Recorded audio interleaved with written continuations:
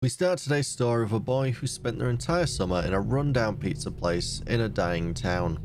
This is Oswald, a boy who will go through events that would break any number of adults. Just trying to play as him nearly broke me. As we meet Oswald, his dad is once again driving him to the local pizza place, Jeff's, on his way to work. Seems money's been tight since the mill closed and his dad lost his job, so they use the pizza place as a kind of free babysitting. I mean, nothing bad has ever happened to kids in a pizza place in this series, right?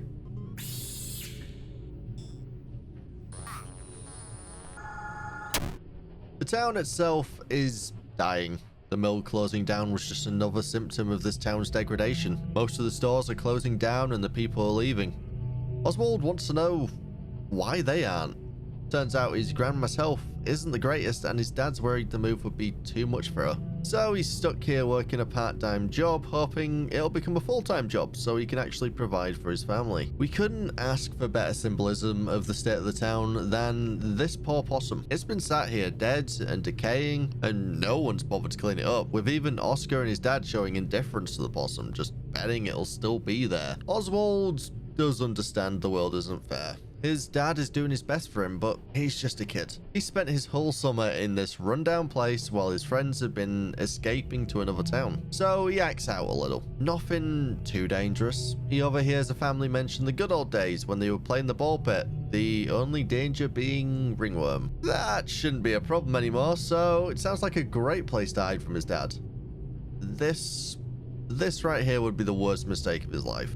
Crawling into the pit, Oswald emerges into a room full of children who are partying and having a great time. It's the most life he's ever seen here, and everything is so colourful compared to the Jeffs he knows. The sad stage that he's never seen used has dancing animatronics on it. We obviously know them as Freddy, Bonnie and Chica. Oswald naturally finds them creepy because, let's be honest, how did any animal mascots exist? They have always been terrifying. Walking along, Oswald is adopted in the way only kids and extroverts manage. There seems to be a disconnect between what Oswald and his new friends, Chip and Mike, think of as new. Oswald says Future of the Flashback is his favourite old movie, but it only came out 3 weeks ago. Becoming fast friends, they play in the arcade, chase each other through the halls, and finally play hide and seek. While searching for somewhere to hide, Oswald spots a calendar for the month of June in 1985, and then, making yet more questionable decisions, Oswald decides to hide inside Golden Freddy, a Springtrap suit, which we all know is a bad idea. This saves him in more ways than one though. Mike decided to hide in the vent and is quickly found, but as Oswald celebrates his great hiding spot, the lights die and possibly the creepiest moment of the franchise plays out.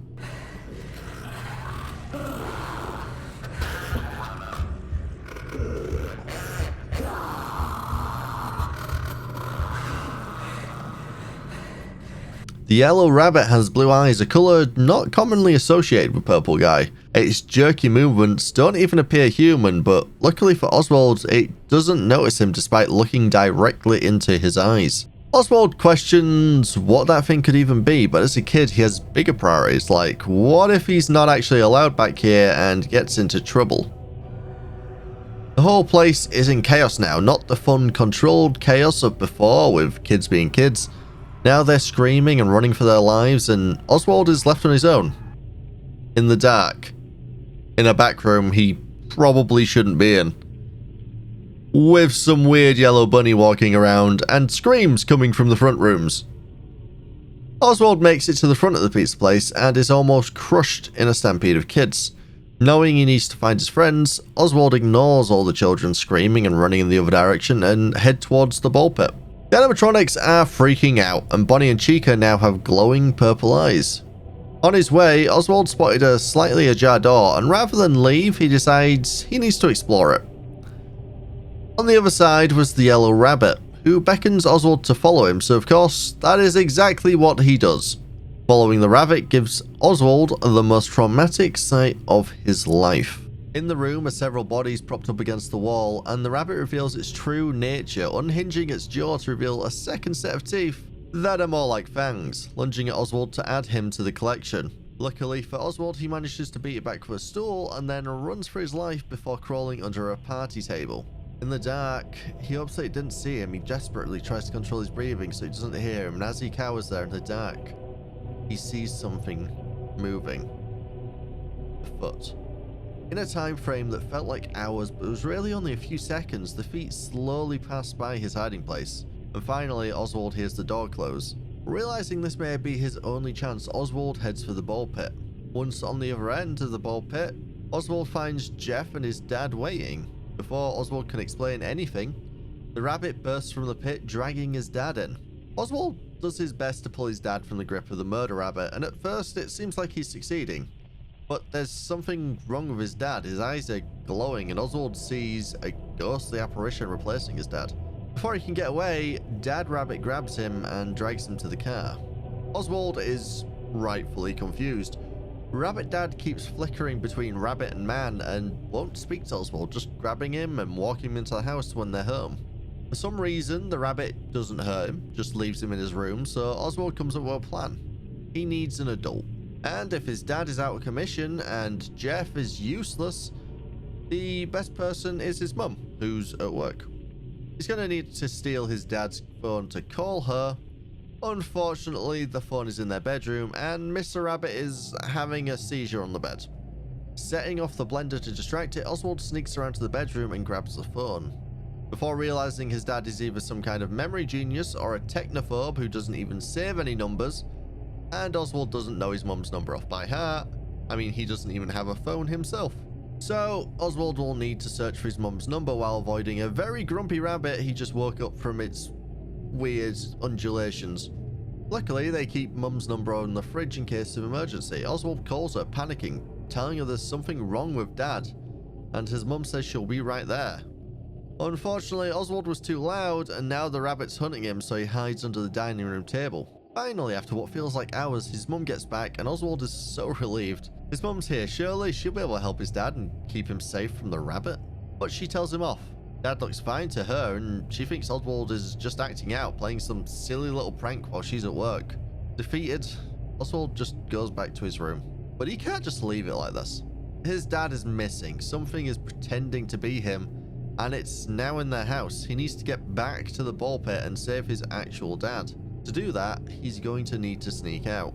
Deciding if his real ladder won't help, he'll need to rely on his step ladder. He grabs it from the attic and drags it to the garage and escapes out of the window.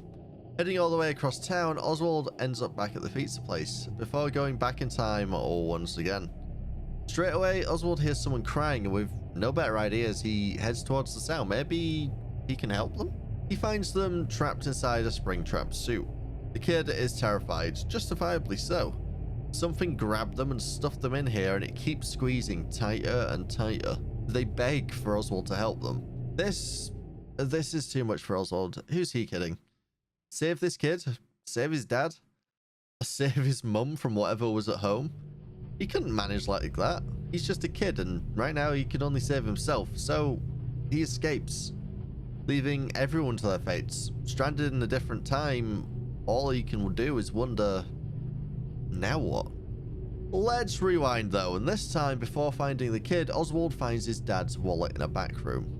Looking at it, he thinks of the time he desperately wanted a new robot toy, but his dad just didn't have the money to afford it. Things were tough in this town. Every time he passed the shop, he'd press himself against the window and stare at it, until one day it was just gone. Oswald thought he'd missed his chance, but when he got home, the robot was sat on his bed waiting for him. His dad had worked all the overtime he could for weeks just to surprise him with his toy robot.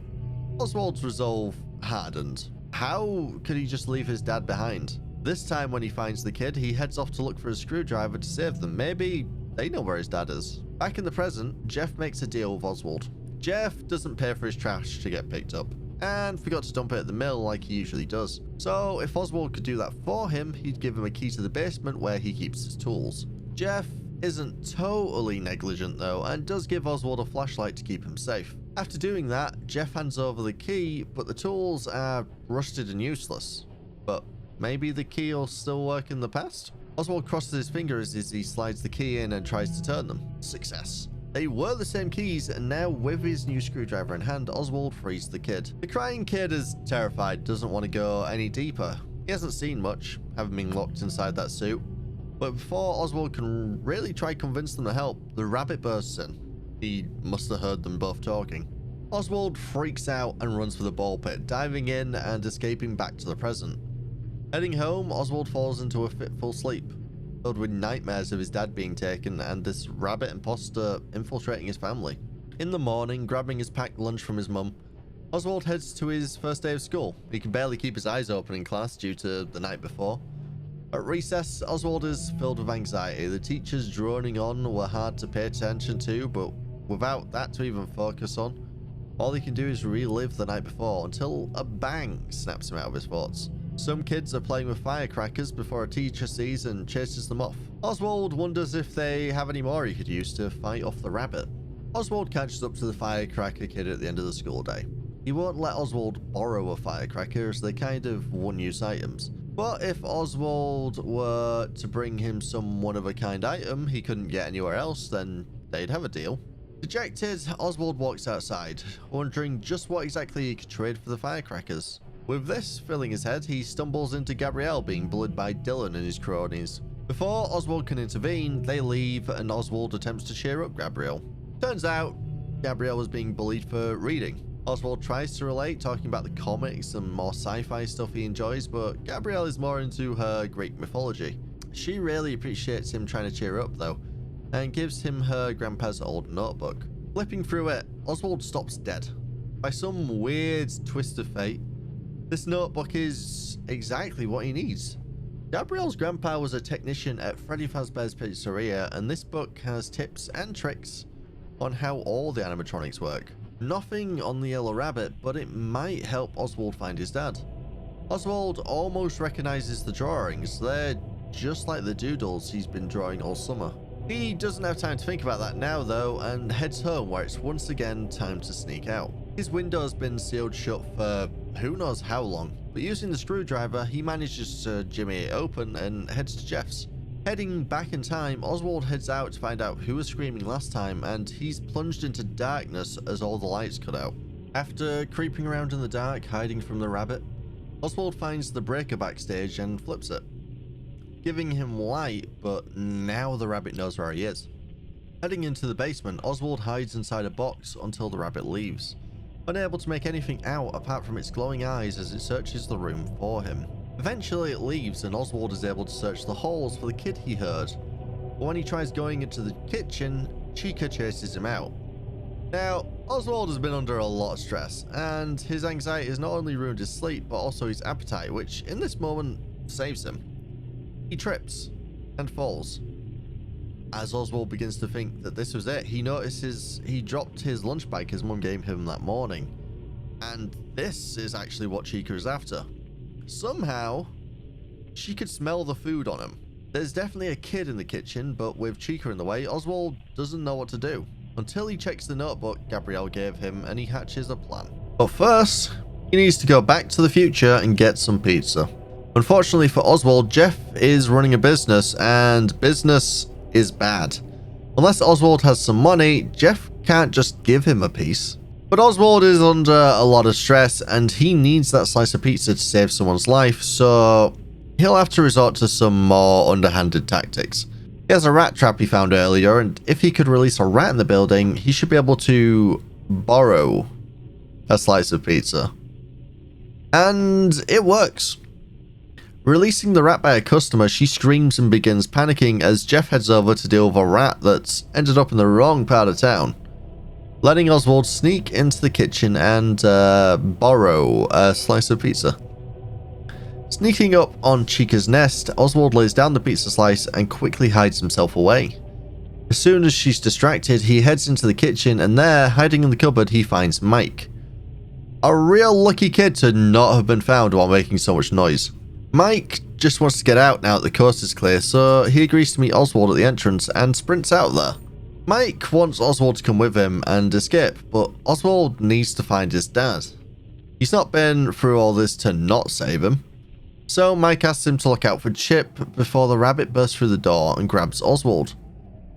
Mike runs and somehow Oswald is able to free himself and sprints to the pool pit, being chased by the rabbit. Looks like tonight is another bust. The next morning at school, Oswald has a run-in with the town bully Dylan, the same guy who was picking on Gabrielle before.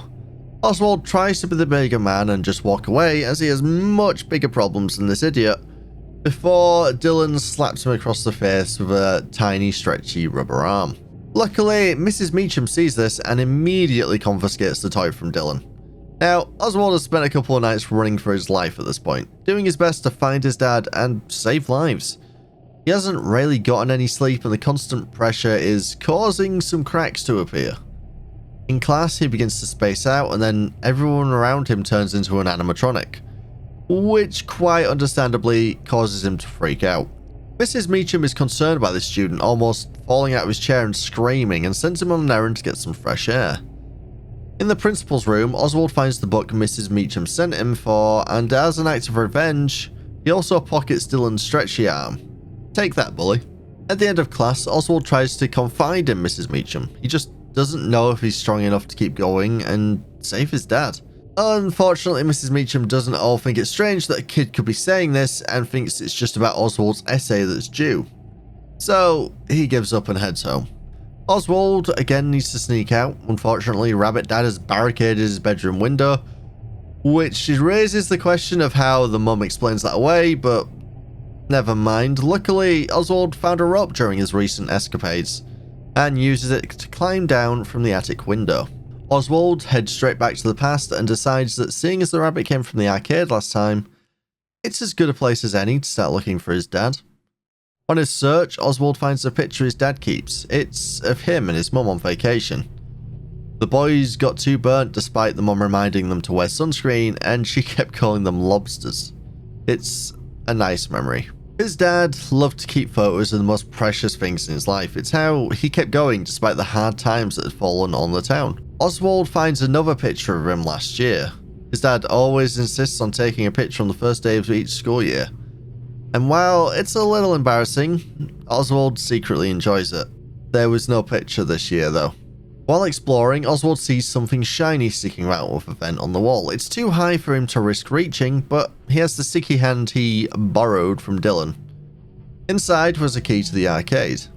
In the arcade, Oswald finds a bizarre scene. There's Chip and Bonnie, the purple rabbit, who appears to be torturing Chip by repeatedly bonking him on the head.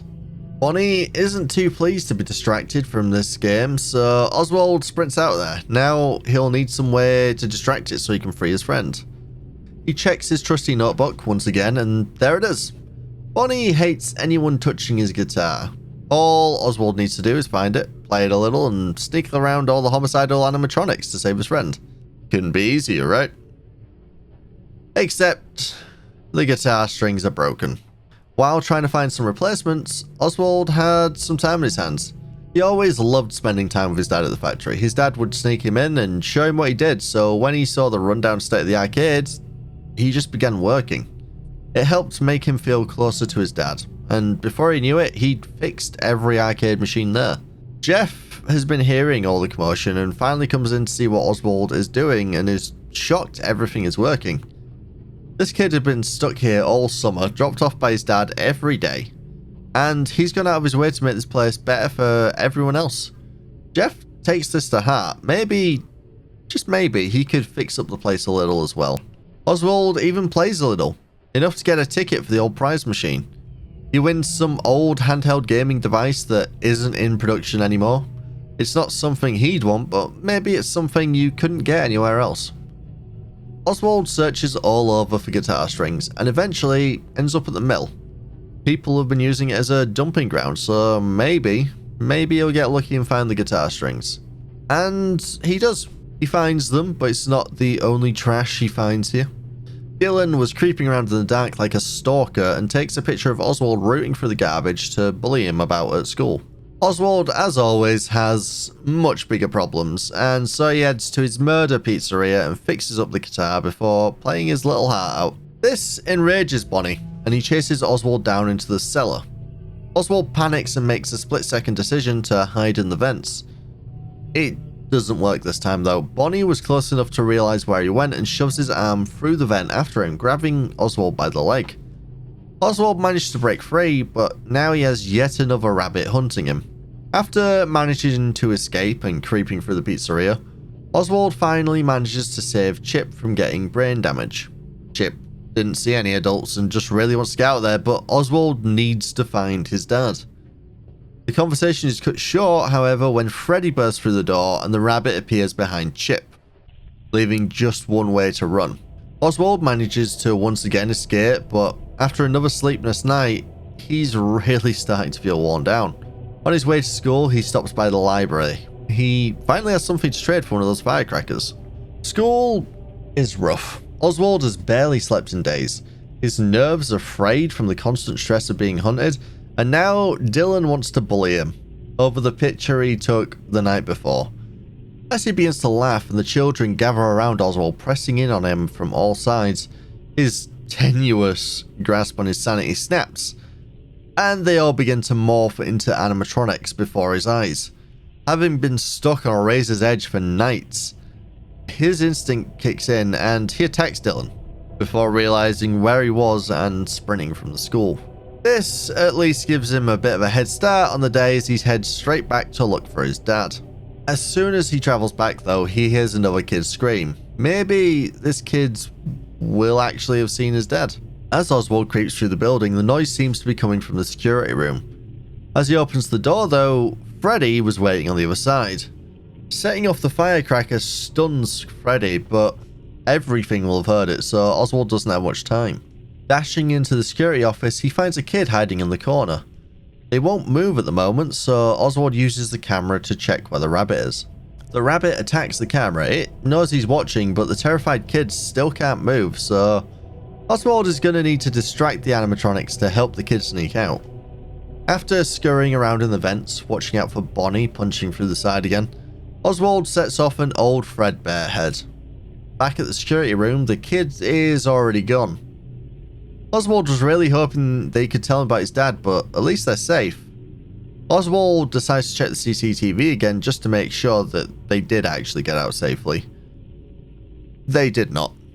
The rabbit caught them. It's dragging them towards the kitchen, so Oswald decides he needs to save them. Maybe they can tell him about his dad. In the kitchen, Oswald finds the fridge locked tight. He can't open it with his hands, so he needs something to pry it open or break the lock. Which is when he has a bright idea. Heading back to where he rescued Chip from being bonked on the head to death, Oswald rips the mallet off of the machine and then proceeds to smash the lock off of the fridge with it. While he's waking the kid up, Freddy pops his head through the door. Rather than ask the kid about his dad, Oswald just tells them to run before the rabbit once again grabs Oswald, but he's able to free himself and run for the safety of the pool. The next day, Oswald sleeps all day. He doesn't bother with school. He's barely slept in the last week, and after attacking Dylan the day before, he just didn't see any point in going in. Reaching into his pocket, he remembers grabbing his dad's ring as he scrambled out. His mum and dad have a really good relationship. If he doesn't manage to save his dad, what's going to happen to his mum?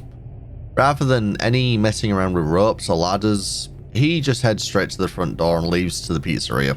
As he walks down the hall, Oswald thinks of everything this damn rabbit has put him through. All the pain, stress, nightmares. He's going to end this tonight. Thinking of this, Oswald comes to the door to the ball pit. He takes a deep breath and opens the door. Or he would if it wasn't locked. Finding Jeff being super busy in the back rooms, Jeff started locking the door as someone kept making a mess. Oswald managed to convince him to hand over the key by explaining his wallet is in that room. As Oswald leaves the security room, the rabbit appears chasing him through the pool. After hiding from the rabbit, Oswald finds himself backstage where the animatronics have been piling other animatronic bodies, and one of them has a key card for the only place Oswald hasn't looked. Oswald finds his dad's name tag from work. He looked so sad when he lost his job at the mill. He always worked hard and then apologized like it was his fault the mill closed down. He's a great dad. At the security door, Oswald can hear someone crying for help inside. Luckily, he found the security card and just lets himself in. Once again, this girl hasn't seen Oswald's dad, but before he can get too dejected, She mentions strange noises coming out of the air vent. As the girl leaves, she drops a strange photograph of two men. Oswald picks it up. Maybe he'll see the girl later and can return it. After crawling through the air vent, Oswald finally finds his dad. He manages to untie him, but his dad is completely out of it and something is coming through the door. So Oswald hides in the vent before his dad is dragged off. Oswald has had enough. He finally found his dad just for him to be taken away. He won't let it happen again. Taking the vent as Freddy was blocking the door, Oswald finally confronts the rabbit at the pool pit. Oswald manages to fight past the rabbit, dropping the strange photo as he drags his dad through the pool. The rabbit pauses, staring at the photo, remembering another life, giving Oswald enough time to get through to the present day. The rabbit follows before becoming caught up in the netting, choking and letting Oswald and his dad go home.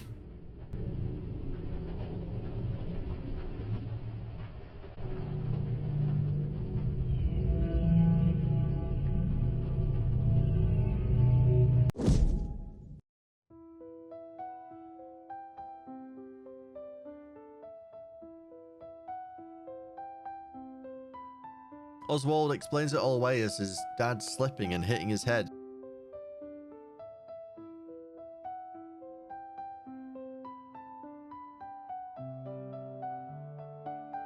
And his dad promises they'll start looking to move out of this cursed town, even if they need to wrap Granny up in bubble wrap. Even Jeff gets his act together as he cleans up the pizzeria, and we see Oswald and his family eating together, having fun. Now, I do want to touch on one point of the story itself, which is the pool. It's not actually like time traveling, but it's more of a haunting. Powerful emotions can leave a mark on a place, and we all know Fazbear's has had a lot of powerful emotions flowing through it in the past. All of that fear, pain, and anger has formed together to create agony, which trapped Oswald's dad in a kind of stasis and let Oswald keep transporting to an illusory ghost world. If we're going to be getting more games that are going to follow the books, as the CU at the end seems to imply, this won't be the last time we see the ball pit, which will play a big role. That's everything for today though. Let me know what you think below. I tried a different writing style this one, still trying to get my legs under me with this new format. Just let me know, and also let me know what you think about the story and where you think they're going to go with it. I will see you in the next one.